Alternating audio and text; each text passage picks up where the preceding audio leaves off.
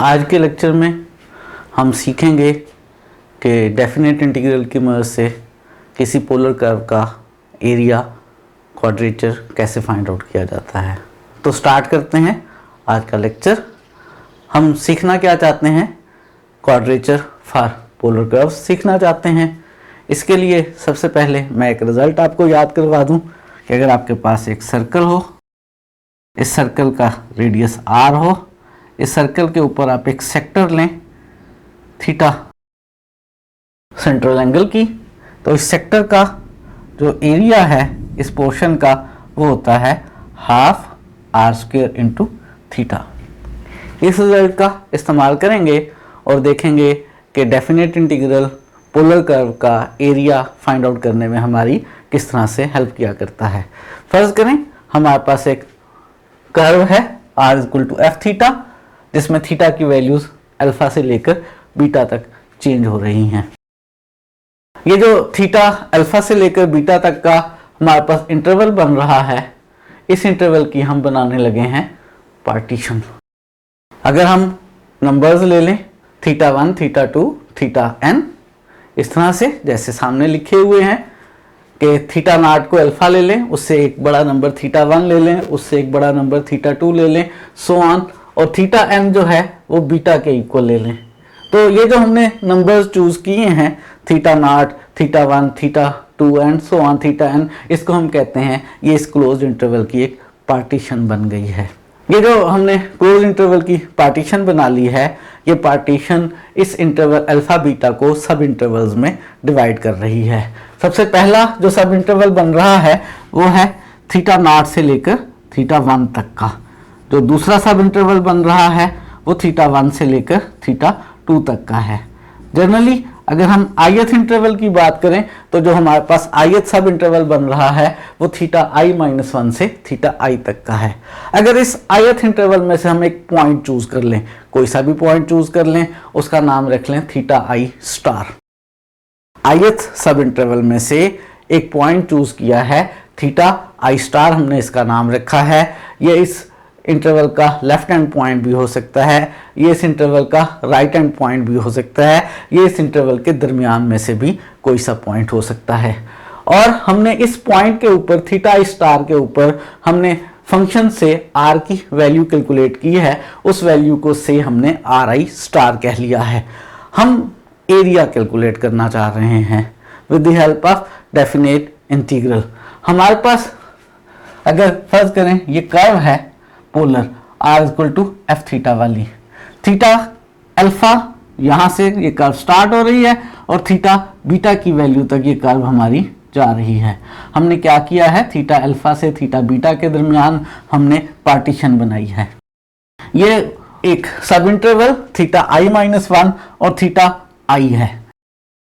इनके दरमियान में से हमने कोई पॉइंट थीटा i स्टार लेकर उस पे वैल्यू कैलकुलेट की है, वो हमने कहा है आर आई स्टार है। ये वाली वैल्यू आर आई स्टार है। ये जो हमारे पास सब इंटरवल बना है थीटा i-1 से लेकर थीटा i तक, इसकी जो लेंथ है वो डेल्टा थीटा i है। किसी भी इंटरवल की लेंथ कैसे मालूम किया करते हैं? सेकंड पॉइंट में से फर्स्ट पॉइंट को माइनस करके। फर्ज करें इसका ये सेंट्रल एंगल जो है वो डेल्टा थीटा i है। मेरे पास ये बन रही है एक सेक्टर सर्कल के ऊपर। आप अज्यूम कर सकते हैं कि ये एक सर्कल का सेक्टर है, ऐसे सर्कल का सेक्टर है जिसका रेडियस जो है वो आर आई स्टार है, जिसका सेंट्रल एंगल डेल्टा थीटा आई है। क्या इस सेक्टर का एरिया कैलकुलेट कर सकते हैं? जी बिल्कुल, सेक्टर के एरिया का फार्मूला है हाफ आर स्क्वायर थीटा। तो इस सेक्टर के एरिया का फार्मूला हो जाएगा हाफ इस सर्कल का रेडियस आर आई स्टार, इसका स्क्वायर और central angle delta theta I. ये इस सब इंटरवल के दरमियान बनने वाले सेक्टर का एरिया आ गया। इस तरह से हमने बना लिए हैं इसके कितने n सब इंटरवल्स। तो अगर हम इस सेक्टर का एरिया कैलकुलेट करें तो वो हमारे पास आ गया है half are I star delta theta I. ये एरिया आ गया है कर्व, पोल और theta is equal to theta I minus 1 से लेकर theta is equal to theta I वाली लाइन के दरमियान का एरिया। और अगर हम इसके स्लाइसेस बनाते चले जाएं इसी तरह से और उन सारे स्लाइसेस के ऊपर सेक्टर्स के एरियाज कैलकुलेट करके उन्हें सम कर लें और उसकी लिमिट ले लें n अप्रोचेस टू इन्फिनिटी, तो हमारे पास पूरा एरिया आ जाएगा कौन सा, कर्व और पोल के दरमियान theta is equal to alpha वाली लाइन से लेकर theta is equal to beta वाली लाइन के दरमियान का, हाफ आर आई स्टार का square delta theta i from 1 to n और लिमिट ले लें n अप्रोचेस टू इन्फिनिटी। और याद है इसी तरह के सम को तो हम क्या कहा करते हैं, डेफिनेट इंटीग्रल कहा करते हैं। तो अगर हम डेफिनेट इंटीग्रल सॉल्व कर लें हाफ थीटा अल्फा से लेकर थीटा बीटा तक आर स्क्वायर डी थीटा वाला, तो ये डेफिनेट इंटीग्रल हमें दे देगा एरिया, कौन सा वाला एरिया दे देगा, ये हमें दे देगा area curve pole theta is equal to alpha और theta is equal to beta वाली लाइन के इन बिटवीन ये जो शेडेड एरिया है। आइंदा से हम इस रिजल्ट का इस्तेमाल कर सकेंगे, इसकी मदद से हम एरिया कैलकुलेट कर सकते हैं, कर्व पोल और थीटा अल्फा से लेकर थीटा बीटा वाली लाइन के दरमियान फार्मूला क्या है, इंटीग्रल डेफिनेट लिमिट्स अल्फा से beta half r square d theta. तो आज हम इस फार्मूले की मदद से कर्व पोल और theta is equal to alpha से लेकर theta is equal to beta वाली लाइन के दरमियान का एरिया कैलकुलेट करेंगे। लेकिन इस एरिया को कैलकुलेट करने से पहले हम एक फार्मूला ये रिवाइज करने लगे हैं जिसको हम वलीज फार्मूला कहते हैं साइन और कोसाइन का डेफिनेट इंटीग्रल के लिए। इसकी थोड़ी सी रिवीजन कर लेते हैं। एरियाज कैलकुलेट करते हुए हमें इस फार्मूले की ज़रूरत पेश आती है। अगर हमने डेफिनेट इंटीग्रल सॉल्व करना हो जिसकी लोअर लिमिट 0 अपर लिमिट π/2 हो और उसके अंदर जो इंटीग्रेंड्स हैं वो साइन पावर p थीटा और कॉस पावर q थीटा हो, तो ऐसे डेफिनेट इंटीग्रल का आंसर क्या होगा? ऐसे डेफिनेट इंटीग्रल का आंसर ये होगा कि जो साइन की पावर है उससे एक कम नंबर यहाँ लिखें, फिर उसमें से 2 कम करें, फिर उसमें से 2 कम करें और उस वक्त तक कम करके मल्टीप्लाई करते चले जाएं जब तक पॉजिटिव फैक्टर आता रहे। याद रहे 0 पॉजिटिव नहीं होता। इसी तरह से कॉस की जो पावर है उससे एक कम लिखें, यहाँ कॉस की पावर q है उससे एक नंबर कम q-1 लिखा, फिर उसमें से 2 कम करें, फिर उसमें से 2 कम करें और इनको आपस में मल्टीप्लाई करते चले जाएं जब तक पॉजिटिव आता रहे। और डिनोमिनेटर में साइन और कॉस दोनों की पावर्स का सम लिखें, फिर उसमें से भी 2 कम करते चले जाएं और उस वक्त तक मल्टीप्लाई करते रहें फैक्टर्स को जब तक पॉजिटिव फैक्टर आता रहे। और इस पूरे नंबर के साथ कभी कभी π/2 से भी मल्टीप्लाई कर लिया करें। कब? वो कभी कभी कौन सी होगी बात, कौन सा टाइम होगा? उस वक्त π/2 से मल्टीप्लाई करेंगे जब साइन और कॉस दोनों की पावर्स इवन होंगी। अगर दोनों की पावर इवन होगी तो π/2 से भी मल्टीप्लाई कर लेंगे, वरना π/2 से मल्टीप्लाई नहीं करने की ज़रूरत होगी। फॉर एग्जांपल अगर हमने इंटीग्रल सॉल्व करना है 0 से π/2 sine cube theta cos 4 theta, तो आंसर आएगा साइन की पावर 3 है, इससे एक कम 2, फिर इसमें से मजीद 2 कम, 2 में से 2 कम की 0 नहीं लिखने की जरूरत, उस वक्त तक 2 कम करके मल्टीप्लाई करना है जब तक पॉजिटिव फैक्टर आता रहे। कॉस की पावर 4 है, उसमें से कम की 3 में से 2 कम की 1 में से 2 कम करेंगे माइनस आ जाएगा, मजीद नंबर लिखने की जरूरत नहीं है। डिनोमिनेटर में दोनों पावर्स का सम 7, फिर इसमें से 2 कम, 7 में से 2 कम 5 में से 2 कम 3 में से 2 कम करेंगे 1 और 1 में से 2 कम करेंगे -1, उसको लिखने की ज़रूरत नहीं है, उस वक्त तक लिखना है जब तक पॉजिटिव फैक्टर आए। और इसको मल्टीप्लाई करना है हमने π/2 से। क्या कर लिया जाए? π/2 से उस वक्त मल्टीप्लाई करना है जब ये दोनों पावर्स इवन हो। साइन की पावर 3 ऑड है, कॉस की पावर 4 इवन है, एक पावर इवन है, एक पावर ऑड है, तो इसके साथ मल्टीप्लाई करने की ज़रूरत नहीं है π/2 को। इनको सिंप्लीफाई कर लें, यही हमारे पास इस डेफिनेट इंटीग्रल का आंसर आ गया। फॉर एग्जांपल एक और डेफिनेट इंटीग्रल इसी तरह का सॉल्व कर लेते हैं। 0 to π/2 cos power 6 theta D theta. आप कहेंगे कि आपने कहा था इंटीग्रैंड में साइन भी हो कॉस भी हो, दोनों का प्रोडक्ट हो। यहाँ पे सिर्फ कॉस है, आप साथ में साइन अज्यूम कर सकते हैं कि साइन की पावर 0 मल्टीप्लाई हो रहा है। फार्मूला इस्तेमाल करते हैं साइन की पावर 0 को अज्यूम करते हुए। साइन की पावर 0 है तो यहाँ सबसे पहले हमने उससे एक कम नंबर लिखना है। 0 से एक कम करें, माइनस तो नहीं लिखना, हमने पॉजिटिव नंबर्स मल्टीप्लाई करने हैं। तो साइन की पावर 0 है, यहाँ -1 आ रहा था पहली दफ़ा, उसको लिखने की ज़रूरत नहीं है। कॉस की पावर 6 है, इसमें से एक कम करें, कितना आया 5। अब इसमें से 2 कम करें, 5 में से 2 लेस किए 3, फिर 2 लेस किए 1, फिर 2 लेस करेंगे तो नेगेटिव आ जाएगा, ज़रूरत नहीं है। नीचे लिखना है दोनों पावर्स का सम। साइन की पावर 0, कॉस की पावर 6, दोनों को सम किया तो 6 आया। 6 फिर 2 लेस किया 4, फिर 2 लेस किया 2, फिर 2 लेस किया 0 नहीं लिखना। और π/2 से मल्टीप्लाई करना है या नहीं करना है, इसका डिसीजन कर लेते हैं। किस बात पे डिपेंड करेगा कि जो साइन और कॉस हैं दोनों की पावर इवन है या नहीं। साइन की पावर 0 है, इवन। कॉस की पावर 6 है, इवन। दोनों पावर इवन है तो इसलिए साथ में π/2 से भी मल्टीप्लाई कर लेते हैं। ये हमारे पास वालिस फार्मूला हैं जिनकी मदद से हम डेफिनेट इंटीग्रल 0 से π/2 साइन की पावर p और कॉस की पावर q वाले इंटीग्रल्स को हम सॉल्व कर सकते हैं।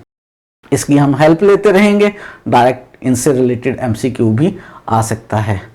तो हमने सीखा है डेफिनेट इंटीग्रल कैसे हमारी हेल्प करता है पोलर कर्व्स का एरिया फाइंड आउट करने में। हम कुछ पोलर कर्व्स का एरिया फाइंड आउट करते हैं। तो हम सबसे पहले एक पोलर कर्व का एरिया फाइंड आउट करने लगे हैं और कर्व है r = a × 1 + cos थीटा। इस पोलर कर्व का एरिया हमने फाइंड आउट करना है। सबसे पहले हमें किसी भी कर्व का एरिया फाइंड आउट करने के लिए उसका स्केच ज़रूर मालूम होना चाहिए। r = a × 1 + cos थीटा वाली कर्व को जब आप स्केच करते हैं तो कुछ इस तरह का स्केच बनता है। हमें एरिया मालूम करना आता है हमेशा कर्व और पोल के दरमियान थीटा = अल्फ़ा वाली लाइन से लेकर थीटा = बीटा वाली लाइन तक। हमने फार्मूला सीखा है half alpha two beta, definite integral की लिमिट्स r² dθ। यहाँ पर ऐसी सिचुएशन हमें खुद से डेवलप करनी है। आप कर्व की सिमेट्री देख सकते हैं, जैसी कर्व इनिशियल लाइन से ऊपर है वैसे ही इनिशियल लाइन से नीचे है।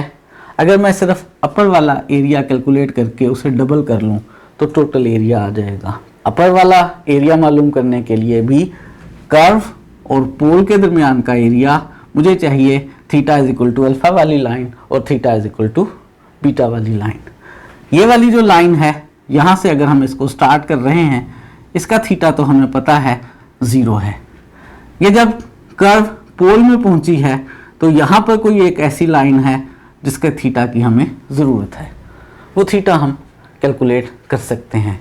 जब ये कर्व पोल में पहुंची है तो r को 0 लेकर हम देख सकते हैं थीटा की कितनी वैल्यू आ रही है। अगर हम r को 0 लें तो 0 = a × 1 + cos थीटा, a से डिवाइड कर लें, 1 + cos थीटा = 0, 1 को राइट साइड पर ले जाएं, cos थीटा = -1।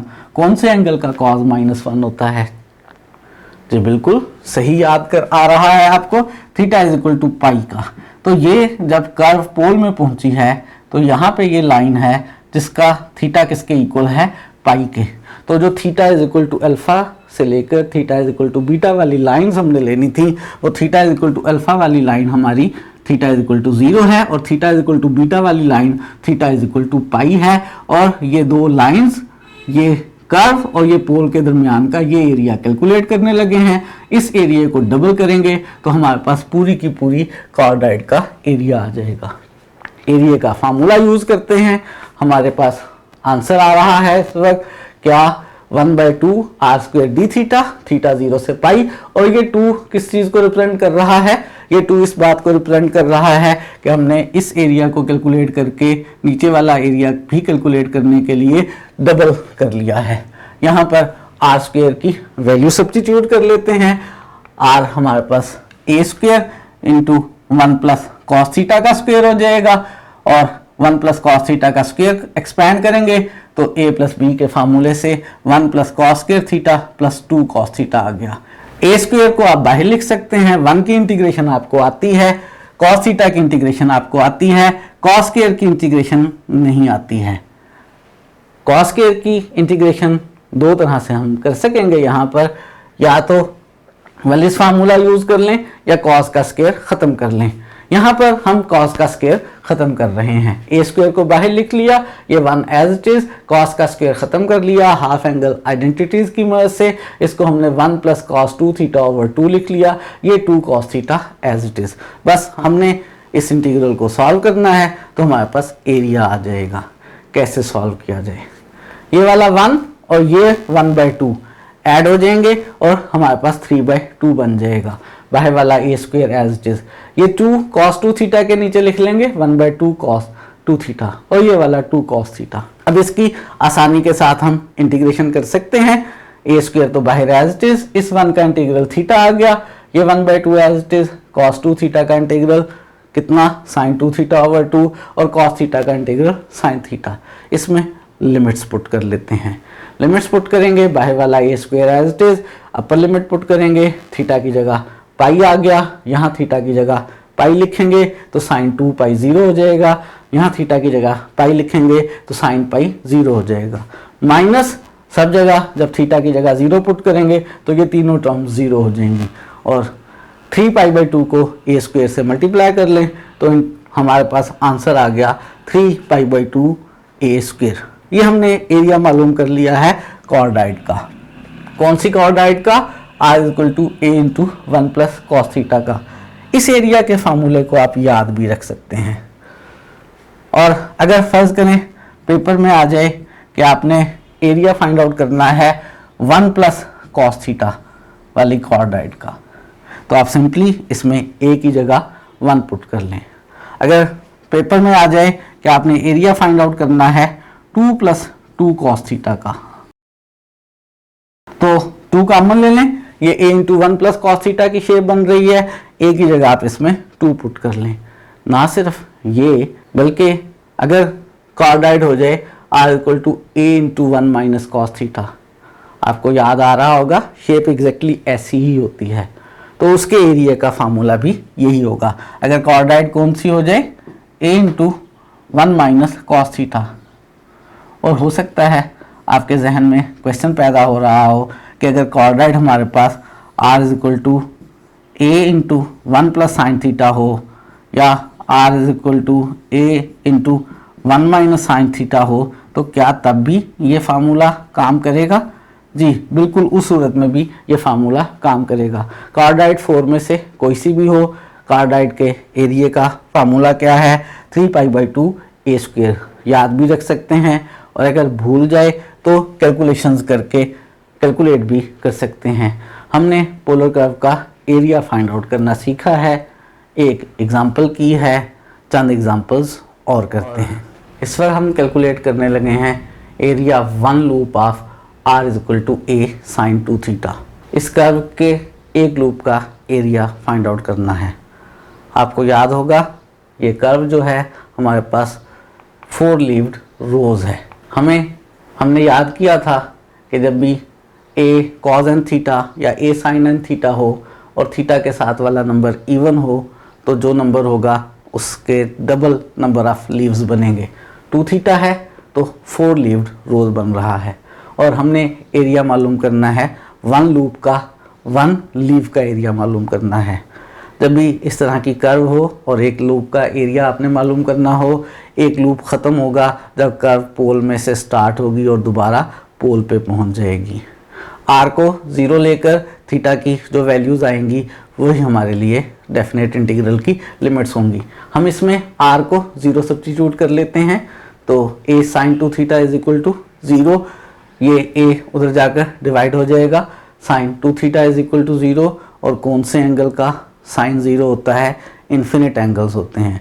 आपको सिर्फ 2 एंगल्स उनमें से चूज़ करने हैं ताकि कर्व एक दफ़ा पोल में से गुजरे, दोबारा पोल में से गुजरे, एक लूप कंप्लीट हो जाए।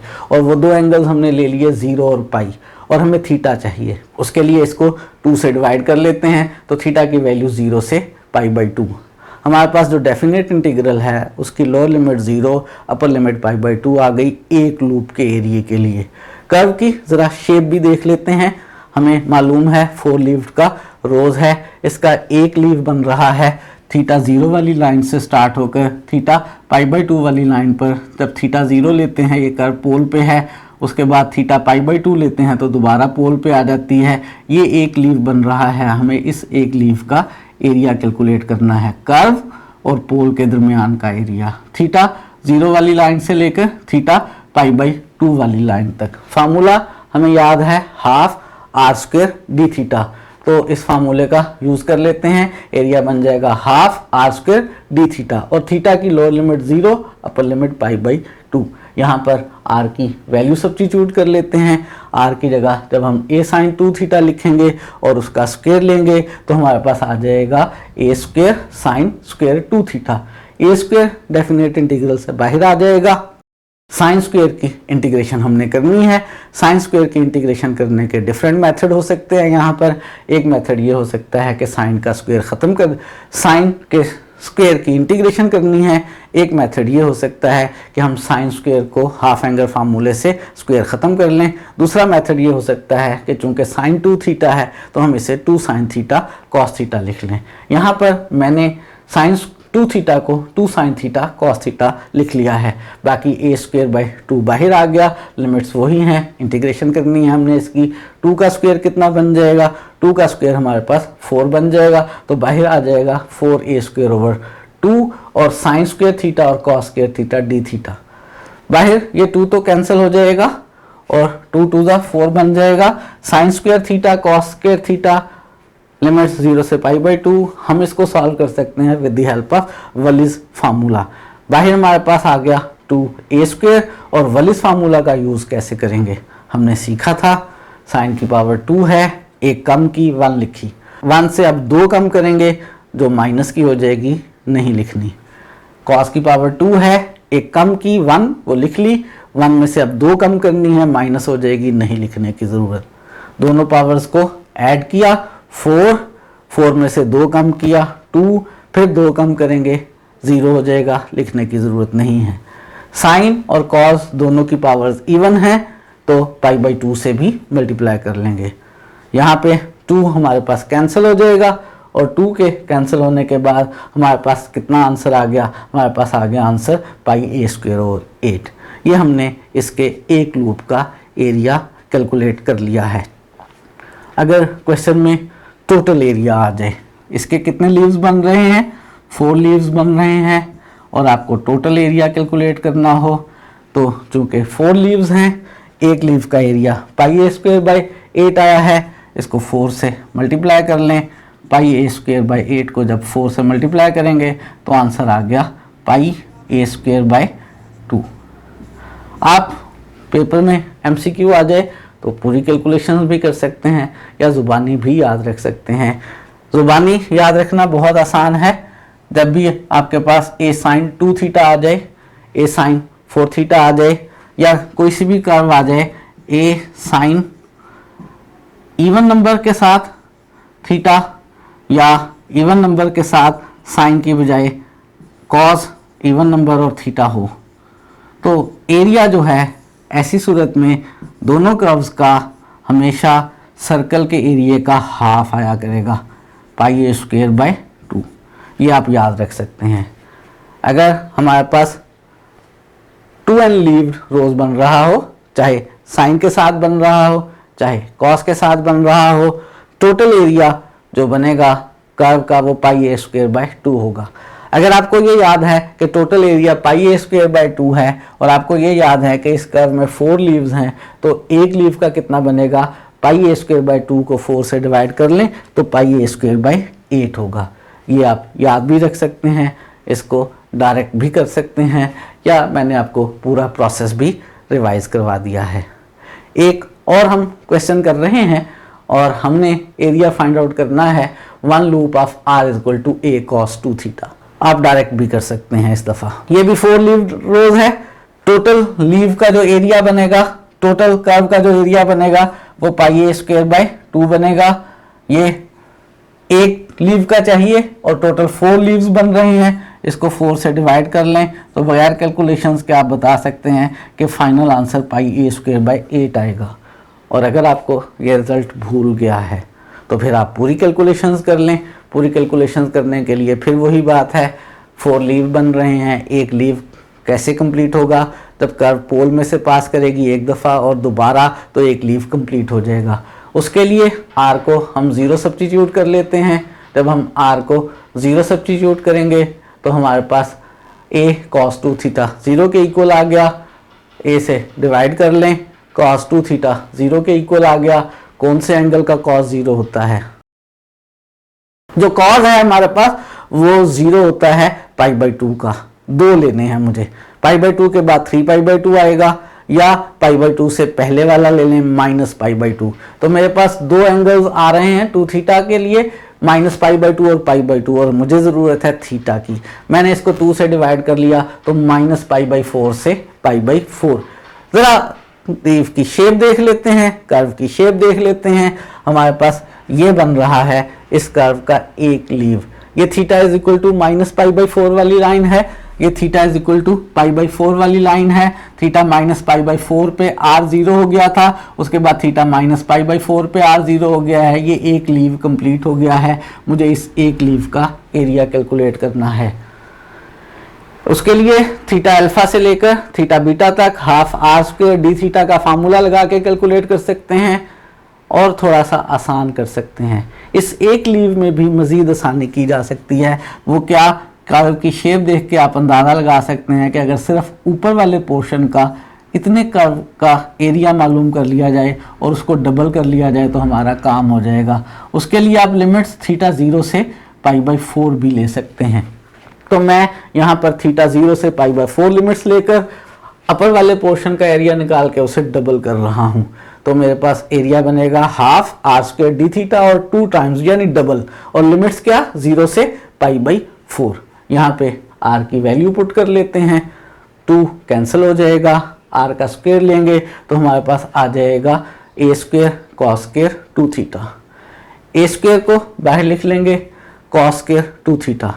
इंटीग्रेशन डिफरेंट वेज में हो सकती है, स्क्वायर ख़त्म करके हो सकती है, 2 थीटा को थीटा बनाकर हो सकती है, और मैं यहाँ इंटीग्रेशन कर रहा हूँ 2 थीटा को t लेकर।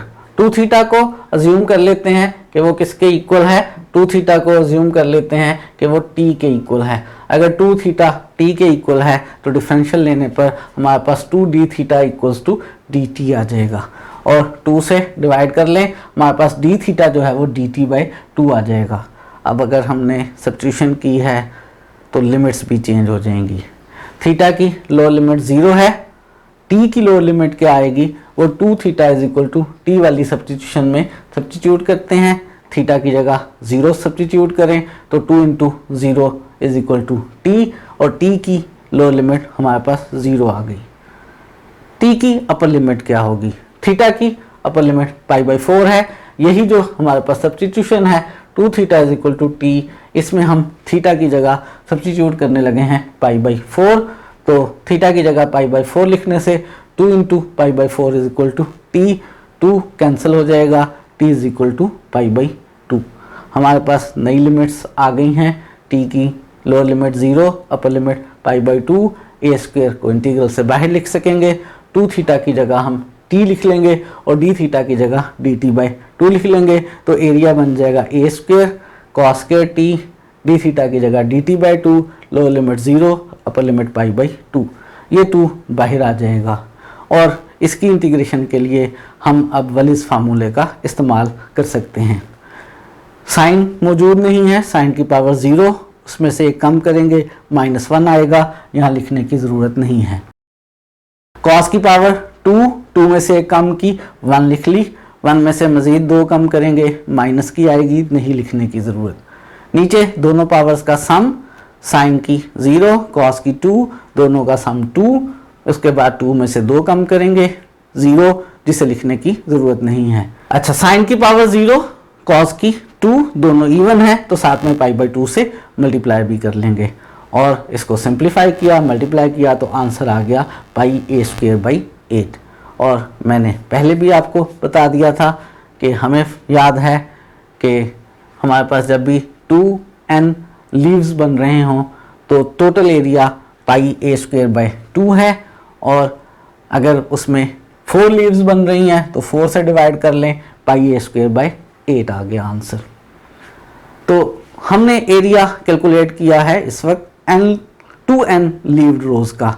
आपके जहन में क्वेश्चन आ सकता है कि अगर n लीव्ड रोज हो जाए तो फिर क्या फार्मूला होगा।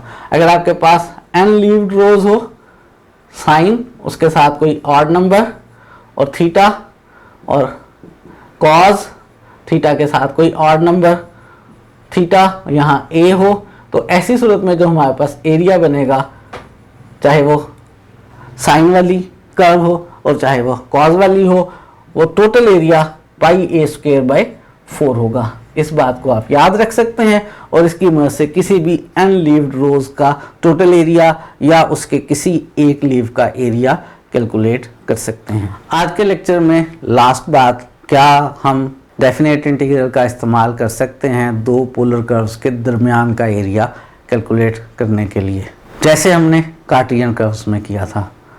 तो बिल्कुल कर सकते हैं।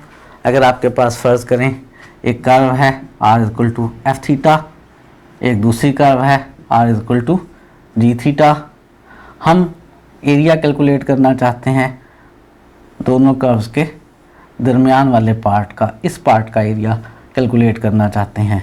Theta is equal to alpha वाली लाइन से लेकर theta is equal to beta वाली लाइन तक।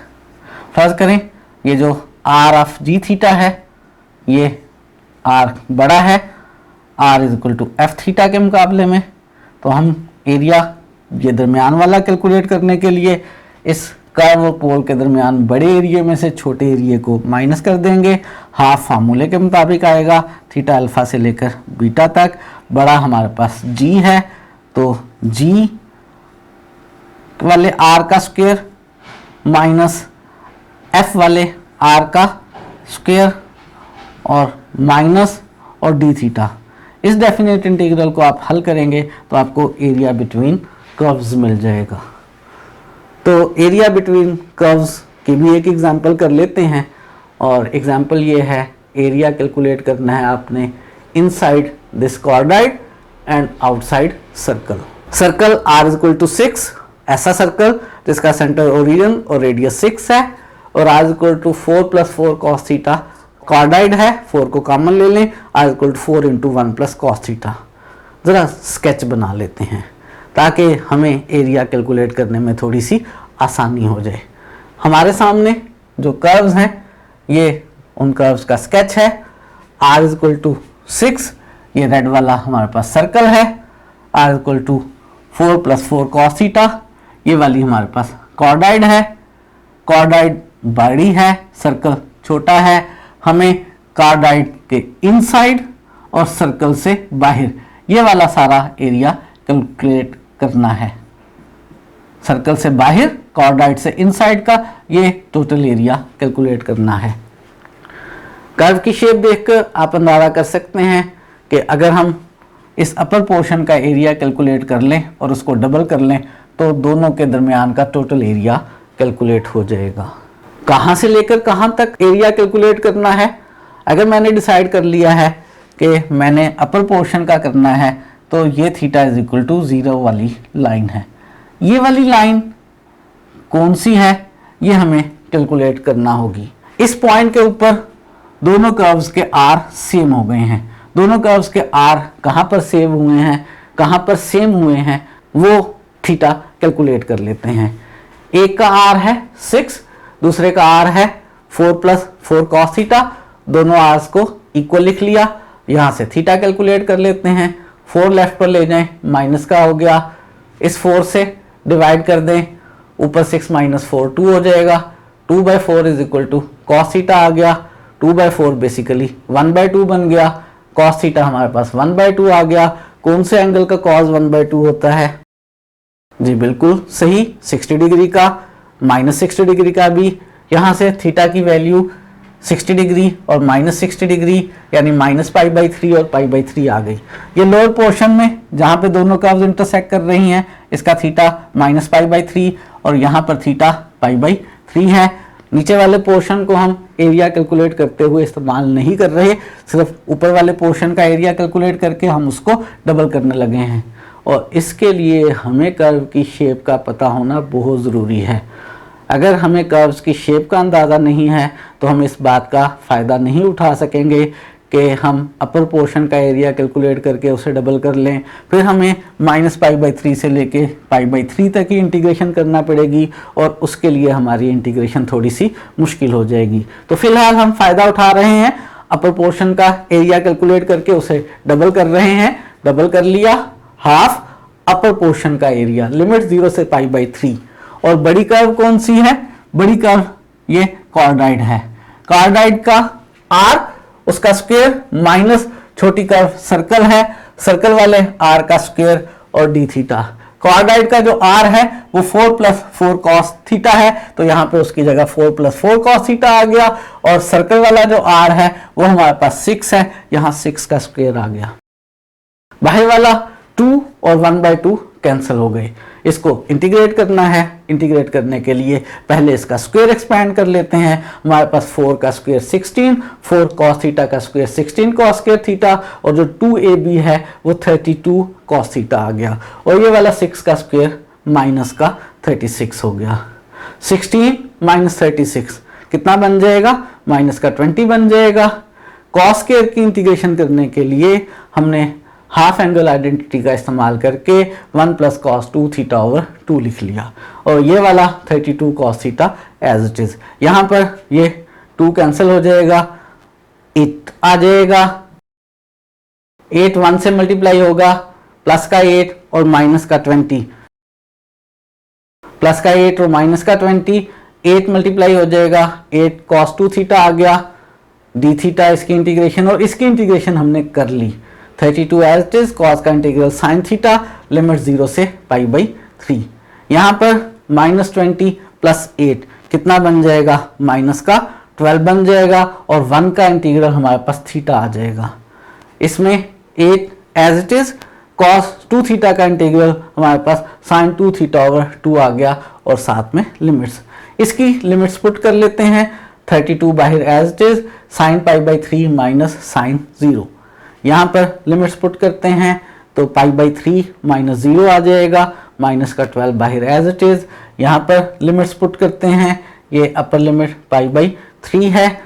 लिमिट्स पुट करते हैं तो हमारे पास एक तो ये 2 कैंसिल हो जाएगा, और हमारे पास जो है 4 आ जाएगा। और लिमिट पुट करेंगे sin 2π/3 और माइनस का sin 0, और यहाँ पे प्लस का 32 एज इट इज। sin π/3 की वैल्यू हमें याद है 3 का √2 होती है। ये अंदर मल्टीप्लाई कर लें तो हमारे पास माइनस का 4π आ गया। sin 2π/3 की वैल्यू हमारे पास 3 का √2 होती है। 4 मल्टीप्लाई हो गया, sin 0 0 है, लिखने की ज़रूरत नहीं है। ये 32 3 का √2 हो गया, -4π एज इट इज आ गया। 32 में 4 ऐड करेंगे तो 36 हो जाएगा, 2 से डिवाइड कर लेंगे तो 18 × 3 का स्क्वायर आ गया। ये हमने एरिया कैलकुलेट कर लिया दो कर्व्स के दरमियान का with the help of definite integral. आज हमने सीखा है पोलर कर्व्स का एरिया मालूम करना। पोलर कर्व, पोल θ = α और θ = β वाली लाइन के इन बिटवीन, और ये एरिया हमने कैलकुलेट किया है with the help of definite integral. ना सिर्फ हमने कर्व और पोल के दरमियान एरिया कैलकुलेट करना सीखा है, बल्कि हमने फाइनली दो कर्व्स के दरमियान का एरिया कैलकुलेट करना भी सीखा है। साथ में हमने रिवाइज किए हैं वाले साइन और कोसाइन फार्मूलाई। तो आज के लिए इतना ही रखते हैं। इनसे रिलेटेड MCQ सॉल्व करें। जो आपको प्रॉब्लम्स हों वो हमारे साथ जूम की क्लास में डिस्कस कर सकते हैं।